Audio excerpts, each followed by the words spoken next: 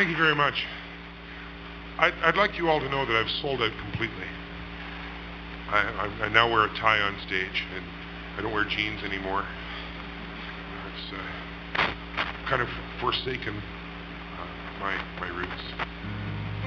And all the way this came about, you see, I finally took government money. There's an outfit in Canada called the Canada Council for the Arts. It's a federal organization, very similar to an organization that you used to have here in the United States called the National Endowment for the Arts. I really don't understand it, you know. I mean, you elect a president who's got a folk singer for a daughter and a ballet dancer for a son, and immediately all arts funding in the country gets cut. What is he trying to tell you? We don't know. Well, the Canada Council still exists, and my friend David Essig, who's originally from Washington, D.C., but, oh my God, somebody knows him? He now lives in Canada. He's a wonderful songwriter, instrumentalist, performer. He wrote a letter to the Canada Council, and it went something like this. Dear Canada Council, my name is Dave Essig. I'd like to take a year off to write some weird esoteric guitar music and make an album. How about some money? Love, Dave. He got back a letter. It said, Dear Dave, love the idea. Here's $19,000. Have a good time. Love the Canada Council. P.S. If you want more, it's there if you need it. Well, I got really excited. So I wrote a letter that said, Dear Canada Council, my name is Stan Rogers. I've written a lot of songs about the eastern part of North America and a lot of songs about the western part. Now what I want to do is fill up the gap in the map. I want to write a bunch of songs about the Great Lakes region. How about some money? Love, Stan. I got back a letter that said, Dear Occupant, your idea shows some merit. Here's $50. Have a good time. P.S. If you want more, forget it. Regards, Canada Council. This song is called White Squall, and it deals with a meteorological phenomenon on the Great Lakes, a very sudden storm. You'll be sailing along in your little Tupperware boat, having a wonderful time. The champagne will be cold. You know, the pate will be perfectly smooth. The company will be mellow. Oh, wow. All of a sudden, out of nowhere, comes a very sudden storm, a very sudden wind, up to 100 miles an hour. And it only lasts 15 or 20 minutes, but when it's gone, so are you. Your Tupperware boat's at the bottom of a lake, and you're probably somewhere near it. And it's quite a... Well, they talk about the Bermuda Triangle, you know, and there's a place on Lake Huron called the Godrich Rhomboid.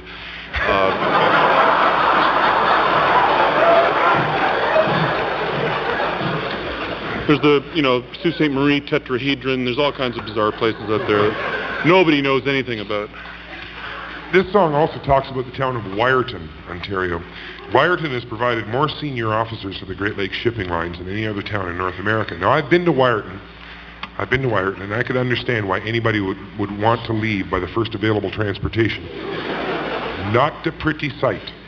Actually, those of you who are into movies and stuff, you may have had a film here called Quest for Fire. Did you get that here? It was filmed mostly in downtown Wyerton. All the young men there, unfortunately, look like Greg Allman. It's very, Quest for Fire really is Wyerton. It's, you go there on any Saturday night and you can see guys walking around on all fours in the main street. They act like Greg Allman, too. That's rough. White Squall. 2, 1, 2, 3, 4.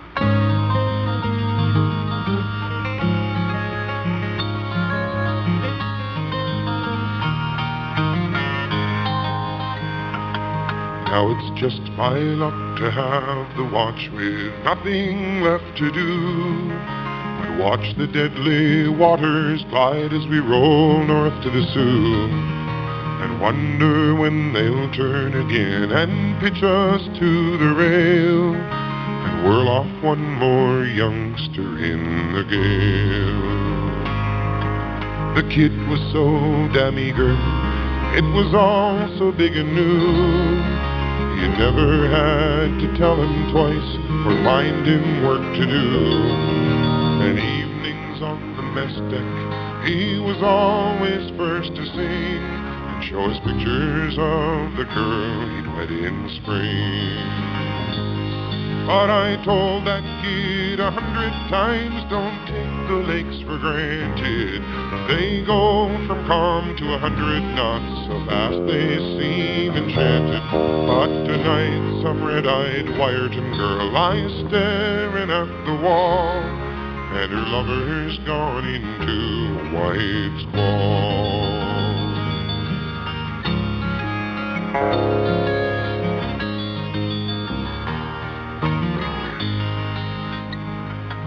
Now it's a thing that us old-timers know. In a sultry summer calm, there comes a blow from nowhere, and it goes off like a bomb. And a 15,000-tonner can be thrown upon her beam, while the gale takes all before it with a scream. The kid was on the hatches, lying staring at the sky. Where I stood, I swear, could see tears fall from his eyes. So I hadn't the heart to tell him that he should be on a line, even on a night so warm and fine. But I told that kid 100 times, don't take the lakes for granted. They go from calm to 100 knots, so fast they seem enchanted. But tonight some red-eyed Wyerton girl lies staring at the wall, and her lover's gone into a white squall.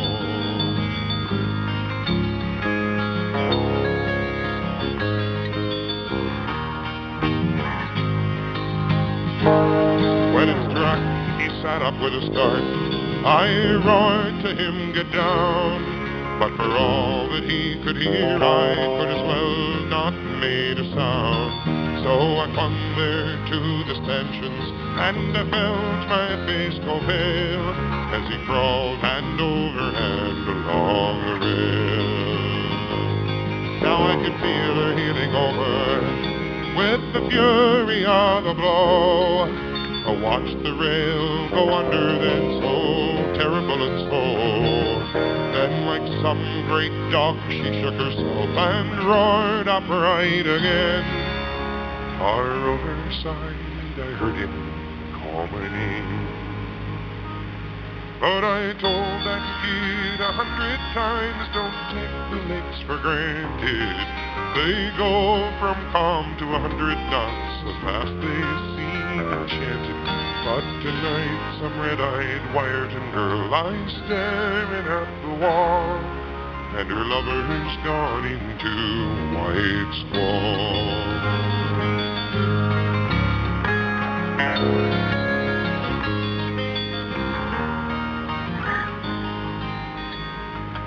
So it's just my luck to have the watch with nothing left to do. Watch the deadly waters glide as we roll north to the Sioux. Wonder when they'll turn again and pitch us to the rail, and whirl off one more youngster in the gale. And I tell these kids 100 times, don't take the lakes for granted. They go from calm to 100 knots, so fast they seem enchanted. But tonight some red-eyed Wyerton girl lies staring at the wall, and her lover's gone into a white squall.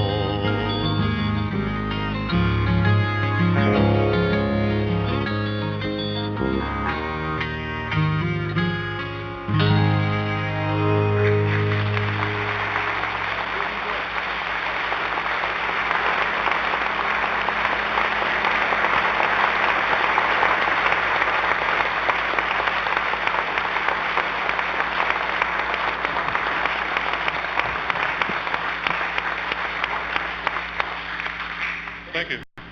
This next tune deals with a subject that's near and dear to our greasy little hearts. It's the subject of avoiding work. Stan and I share the same father. We happen to be brothers. Jim we're not so sure about. And early on when Stan and I were growing up, well, we ate a lot. We ate a lot, and Dad had to work long hours just to feed us. We may be the only band in the world that wears Orson Welles designer jeans. So Dad had to work long hours, long hours just to keep food on the table, and there was always bail money to worry about. But in recent years, things have eased off considerably, and I guess it was about 2 or 3 years ago that Stan and I finally left home, and now there's only Mom's bail money to worry about. And that's just for stuff like public nudity, and she's the sort of person who pleads insanity to parking tickets. In any case, Dad has gotten really loose in his old age, and not just about work, but about a lot of things. He, I guess about 2 years ago, he had his ear pierced. He sort of looks like a very tanned Mr. Clean. And none of the other bricklayers at work will take showers with him anymore. And he recently told us that the most satisfying thing you can do with your whole life, the thing that means the most to you, and the thing that will provide you with more innate, just Satisfaction. Satisfaction. Thank you, that's the word I was searching for. Is to quit your job. And we've been trying to live up to that ever since, but we've never held jobs, so... True. We've been, we've had Dad out on the road with us a couple of times in the last year or so as a roadie. Big Al the roadie, with his wonderful tan and his bald head and his big gold hoop earring, his tweed jacket and his hunting stick. What a great guy. This one's for Big Al the roadie. Whatever he may be.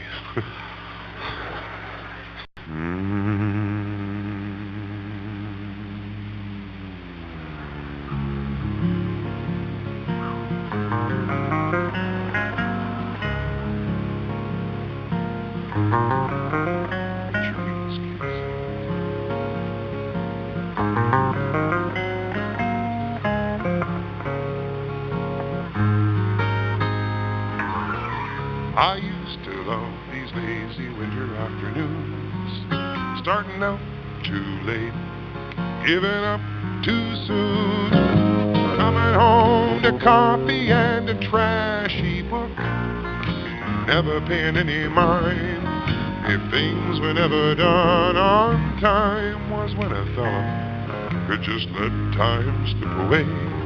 No worries, car or telephone, just rent and food to pay. And every night the single buddies boozing at the bar, living for the minute, taking every hour in it. But now there's just too much to do in any given day. Oh, the car, the phone, the kitty shoes, too many bills to pay. Running from the crack of dawn till Baba weaves the news, and falling into bed too white to even kiss the wife goodnight. Oh,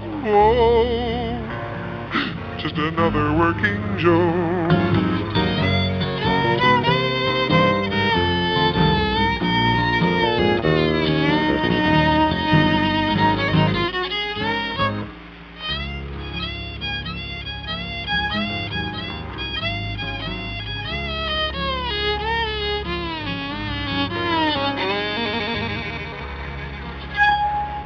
Scare myself sometimes.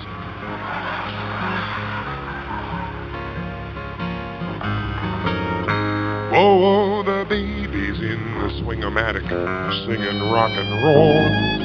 My sweetie's in the kitchen, whipping up my favorite casserole. I knocked off work at 10 o'clock, the kids are still in school. Ah, the coffee pot is perking, to hell with bloody working. Whoa, it sure is sweet to sit at home and let time slip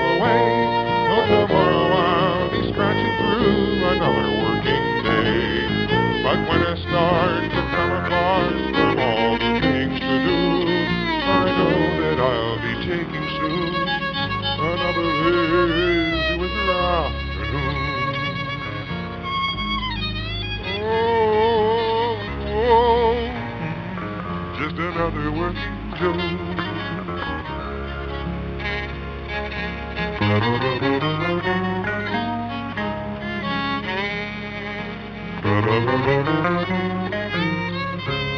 Sing it, Bing.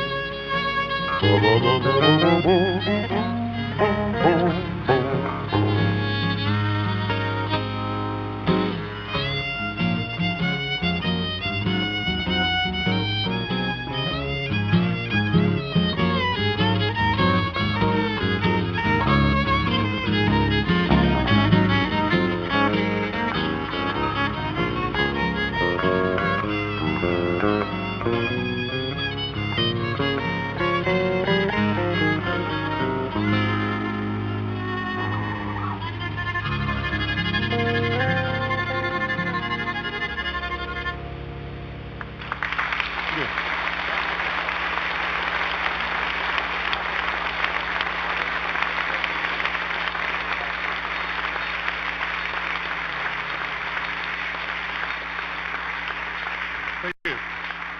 Thank you very much.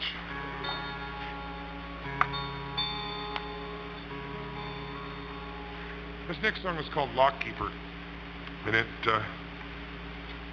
arose out of my becoming reacquainted with an old childhood friend, a book written by Kenneth Graham called The Wind in the Willows. And is there anybody here who had a deprived childhood, didn't read The Wind in the Willows? Hands up. Those of you who haven't What read high it, school is this? what band is this? Our bass player hasn't read. Those of you who haven't read it, it's a really cute little book. It's got all kinds of little animals that run around and wearing tweed jackets with leather patches on the elbows, and they all drink wine and beer together, and they talk with English accents. All the things we take for granted, you know?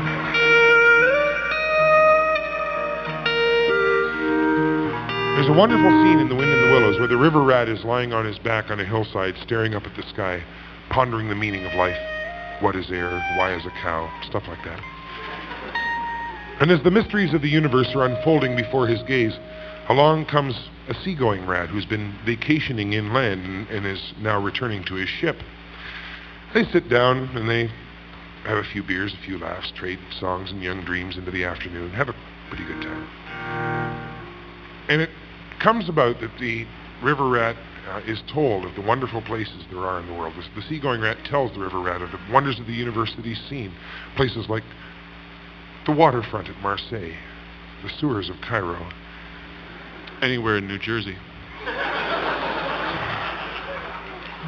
And he invites the river rat to come with him on his next voyage, to see some of these wonders for himself. The river rat is tempted, but he remembers that his little friends are back on the riverbank. His home is there. Everything that he loves is right back there in that grotty little hole. So he decides not to go. The same sort of thing happens on the St. Lawrence Seaway. The lock keepers and canal attendants there, they watch ships go by from all over the world, and they talk to the crews, and they get a picture of life that you and I will probably never see.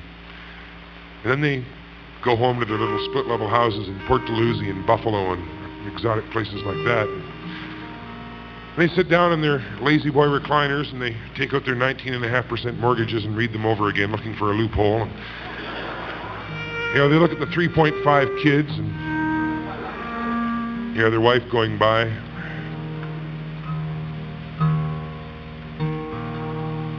And they think about Tahiti, Bora Bora, Nukuhiva, Bali,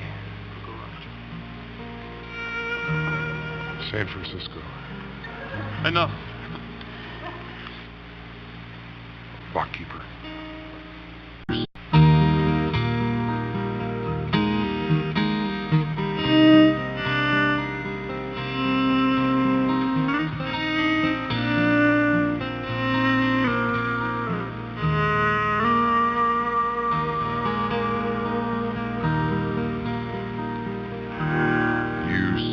Well met again, lockkeeper. We're laden even deeper than the time before. Oriental oils and tea brought down from Singapore. As we wait for my lock to cycle, I say my wife has just given me a son. A son, you cry, is that all that you've done? She wears bougainvillea blossoms. You pluck 'em from her hair and toss 'em in the tide. Sweep her in your arms and carry her inside. Her sighs catch on your shoulder. Her moonlit eyes grow bold and wiser through her tears.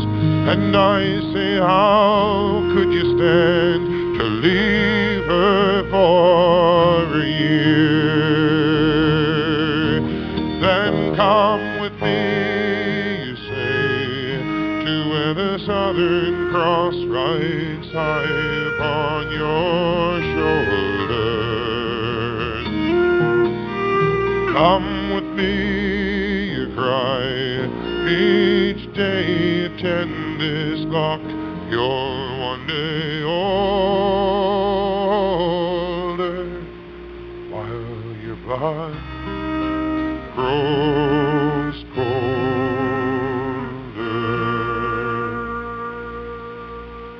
But that anchor chain's a fetter, and with it you are tethered to the foam. And I wouldn't trade your life for 1 hour of home.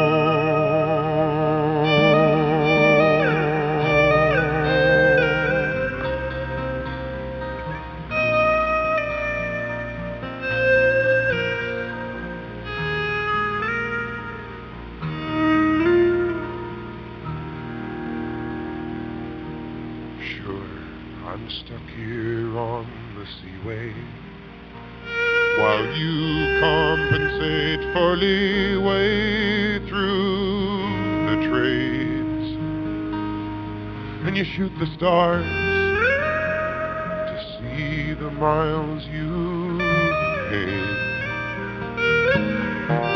and you laugh at hearts you've riven. But which of these has given us more love or life? You, your tropic mates, or me, my wife? Then come with me, you say, to where the Southern Cross rides high upon your shoulders. Oh, come with me, you cry, each day attend this lock. You're one day older, while your blood grows colder.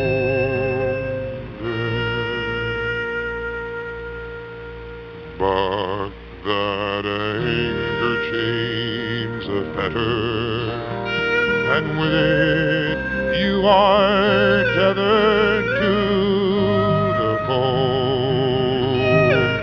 And I wouldn't trade your life for 1 hour of home. Ah, your anchor chain's a fetter, and with it you are tethered to the foam. And I wouldn't trade your whole life for 1 hour of home.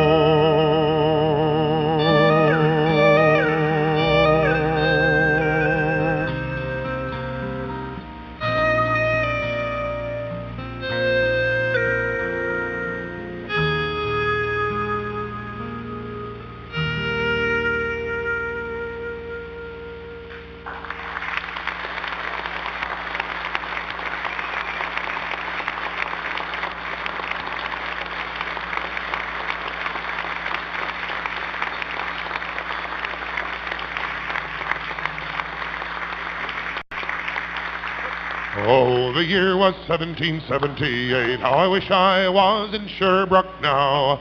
A letter of marque came from the king to the scummiest vessel I'd ever seen. God damn them all. I was told we'd cruise the seas for American gold. We'd fire no guns, shed no tears. Now I'm a broken man on a Halifax pier, the last of Barrett's privateers. Oh, well, said Barrett, cried the town, how I wish I was in Sherbrooke now. For 20 brave men, all fishermen, who would make for him the Antelope's crew. God damn them all. I was told we'd cruise the seas for American gold. We'd fire no guns, shed no tears. Now I'm a broken man on a Halifax pier, the last of Barrett's privateers. The Antelope sloop was a sickening sight. How I wish I was in Sherbrooke now. She'd a list to the port and her sails in rags, and the cook in the scuppers with the staggers and jags. God damn them all. I was told we'd cruise the seas for American gold. We'd fire no guns, shed no tears. Now I'm a broken man on a Halifax pier, the last of Barrett's privateers. On the King's birthday we put to sea. How I wish I was in Sherbrooke now. We were 91 days to Montego Bay, pumping like madmen all the way. God damn them all. I was told we'd cruise the seas for American gold. We'd fire no guns, shed no tears. Now I'm a broken man on a Halifax pier, the last of Barrett's privateers. On the 96th day we sailed again. How I wish I was in Sherbrooke now. When a bloody great Yankee hove in sight, with our cracked 4-pounders we made to fight. God damn them all. I was told we'd cruise the seas for American gold. We'd fire no guns, shed no tears. Now I'm a broken man on a Halifax pier, the last of Barrett's privateers. The Yankee lay low down with gold. How I wish I was in Sherbrooke now. She was broad and fat and loose in stays, but to catch her took the Antelope 2 whole days. God damn them all. Come on, you wimps! Show us what you're made of!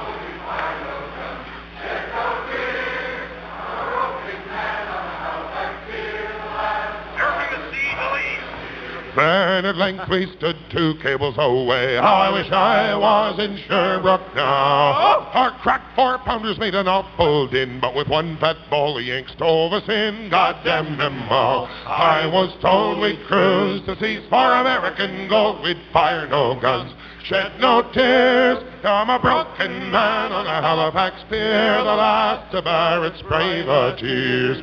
The Antelope shook and pitched on her side. How I wish I was in Sherbrooke now. Barrett was smashed like a bowl of eggs, and the main truck carried off both my legs. God damn them all. I was told we'd cruise the seas for American gold. We'd fire no guns, shed no tears. Now I'm a broken man on a Halifax pier, the last of Barrett's privateers.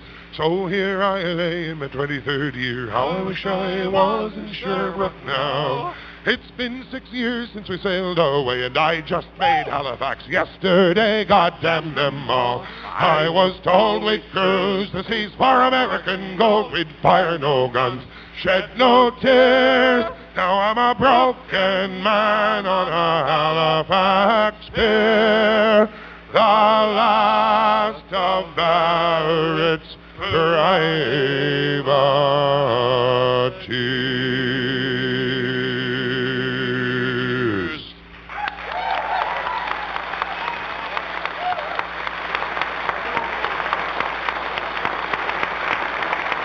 Thank you.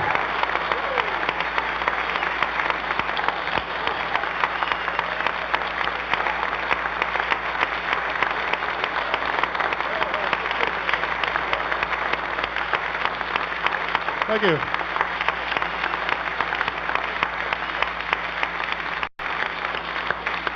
Oh, thank you so much. Good going, guys.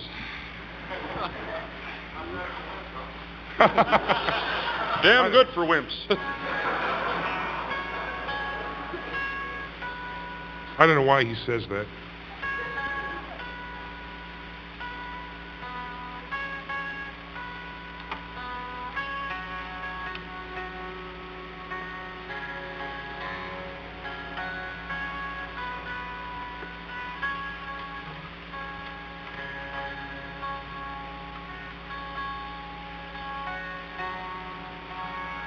When I got Bob Kuzik's letter, I didn't quite know what to think. He wasn't the first person, actually, who's claimed that the Mary Ellen Carter saved his life. But he was the first one to offer proof.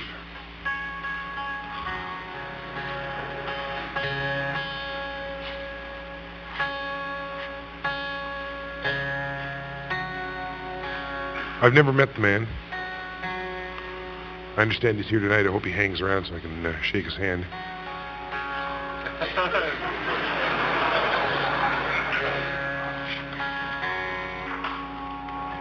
Our thanks to Len and all his people who've put this show together for us. We've had a wonderful time. Especially our thanks to Bill Morrissey, who turned out one wonderful show tonight.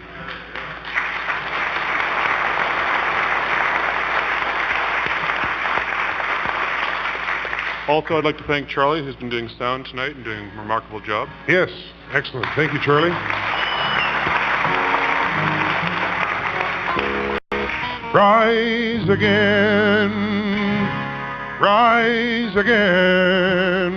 that her name not be lost to the knowledge of men. Those who loved her best and were with her till the end will make the Mary Ellen Carter rise again. Sing it with me, won't you? Rise again, louder. Faster. Rise again, that her name not be lost to the knowledge of men. Those who loved her best and were with her till the end will make the Mary Ellen Carter rise again. Okay, I understand you know it. Perfect.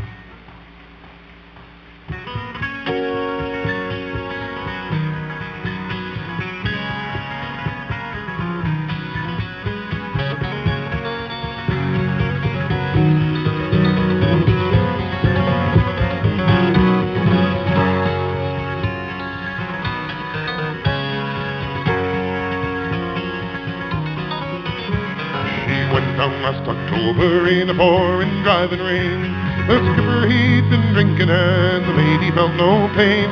Too close to 3 Mile Rock and she was dealt her mortal blow, and the Mary Ellen Carter settled low. There was just a spy aboard her when she finally was awash. We'd worked like hell to save her, all heedless of the cost, and the groan she gave as she went down, it caused us to proclaim that the Mary Ellen Carter would rise again.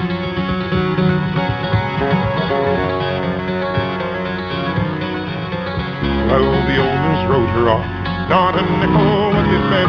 She gave 20 years of service, boys, and her sorry end. But insurance paid the loss to us, so let her rest below. Then they laughed at us and said we had to go. We talked of her all winter, some days around the clock, for she's worth $250,000 afloat and at the dock. And with every jar that hit the bar, we swore we would remain and make the Mary Ellen Carter rise again. Rise again, come on! Rise again, that her name not be lost to the knowledge of men. Those who loved her best and were with her till the end will make the Mary Ellen Carter rise again.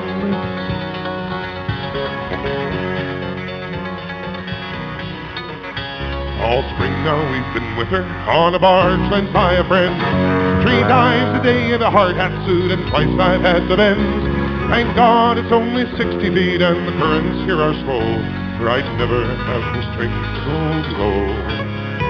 We've patched her vents, stopped her vents, dog hatched and portal down, put cables to her fore and aft and girded her around. Tomorrow noon we'll hit the air and then take up the strain and make the Mary Ellen Carter rise again. Rise again, rise again, that her name not be lost to the knowledge of men. Those who loved her best and were with her till the end will make the Mary Ellen Carter rise again.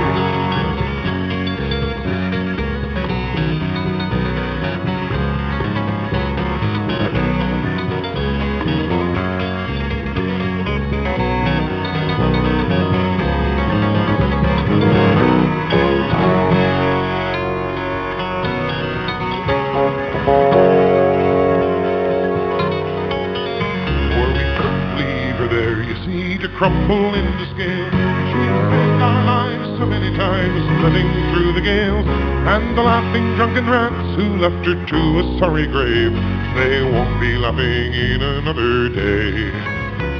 And you to whom adversity has dealt the final blow, with filing bastards lying to you everywhere you go, turn to and put out all your strength of arm and heart and brain, and like the merry yellow Carter, rise again, rise again, rise again. Though your heart it be broken and life about to end, no matter what you've lost, be it a home, a love, a friend, like the merry yellow Carter, rise again, rise again, rise again. Though your heart it be broken and life about to end, no matter what you've lost, be it a home, a love, a friend, like the merry yellow Carter, rise again.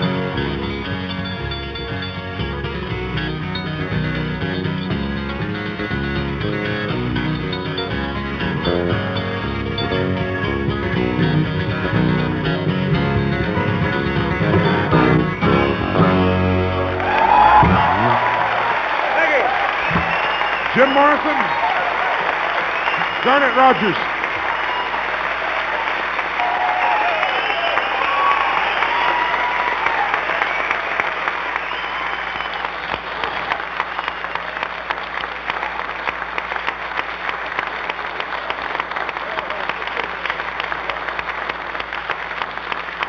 Thank you.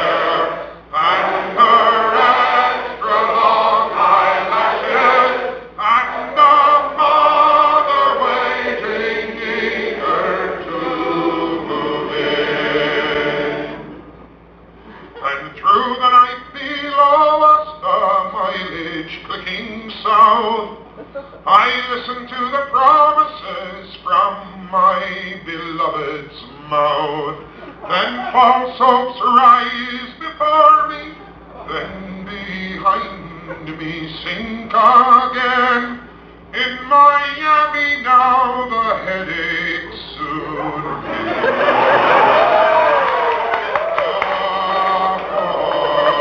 just one time I would take a northeast passage to find a Jewish princess reaching for my wallet bin with her wealth, walk there, and her extra long eyelashes, and a mother waiting eager to move in. How then was I so different from the first who passed this way? Like them, I left a single life and threw it all away. To seek a northeast passage I'll never try again.